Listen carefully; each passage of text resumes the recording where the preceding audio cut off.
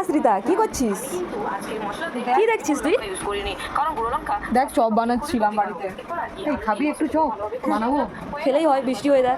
হ্যাঁ তাহলে চল বানাই। হ্যাঁ চল চল। হ্যালো এভরিওয়ান, কেমন আছেন সবাই? আশা করছি সকলে খুব ভালো আছেন। আজকে বৃষ্টির ওয়েদার, তাই ভাবলাম একটু চপ বানিয়ে খাই। তো চপ বানানোর জন্য এখানে প্রেসার কুকারে আলু সেদ্ধ করে নিয়েছি, আর এখানে কয়েকটা মশলা কেটে নিয়েছি। তো আপনারা তো আমার ভিডিওতে দেখেইছেন, আগে ভিডিওতে কেমনভাবে চপ বানিয়েছিলাম। তো চপ বানানোর রেসিপি তো আপনারা জানেন, শুধু ওটা মেসে কীভাবে বানাচ্ছি ওইটাই শেয়ার করবো আপনাদের সঙ্গে। তো পুরো ভিডিওটা দেখতে থাকুন। এইদিকে আমি লঙ্কা বেটে নিয়েছি, আদা রসুন পেঁয়াজ, আর এইদিকে আমার বান্ধবী স্ম্যাশ করে নিয়েছে, আর এইদিকে আমি এগুলো বাটাবাটি করছি।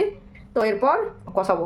আমি যেহেতু রান্না করেছি বাড়িতে, তাই আজকে আমি রান্না করছি না, আজকে আমি ওকে দিয়ে করাবো রান্নাটা। করবি তো? ওকে চল। তাকে আপনারাও দেখতে থাকুন ভিডিওটি, কেমন মজাদার হতে চলেছে, বান্ধবী কেমন বানাই চপ। কড়াইতে শিল্পা তেল বসিয়ে দিয়েছে।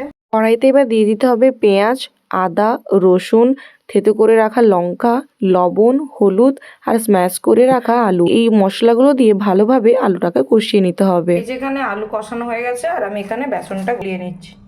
বেসনের মধ্যে লঙ্কার গুঁড়ো, হলুদ, লবণ দিয়ে ভালোভাবে একটি স্মুথ ব্যাটার তৈরি করে নিয়েছি। তারপর আলুগুলোকে ছোট্ট ছোট্ট করে সেভ দিয়ে দিয়েছি, যাতে মনে হয় অনেকগুলো চপ হচ্ছে। এটা আমার ফ্রেন্ডের ধারণা, যেমন বাজারে বিক্রি হয় 1 টাকার চপ, ওই রকম ঠিক। তারপর একটু গরম চপ আমি ও আমার ফ্রেন্ড আমরা দুজন মিলে খেলাম, বলছে দারুণ হয়েছে। আর আমরা তো চপ বানাচ্ছি, খাচ্ছি। আপনারা দেখুন কেমন লাগছে, জানাবেন কমেন্টে। আর কি কোথা থেকে ভিডিওটা দেখছেন একটু কমেন্টে জানাবেন, আর আমাদের পাশে থাকবেন। ভালো লাগলে লাইক, কমেন্ট এবং শেয়ার করবেন, আমাদেরকে অনেক অনেক সাপোর্ট করবেন। আর টাটা।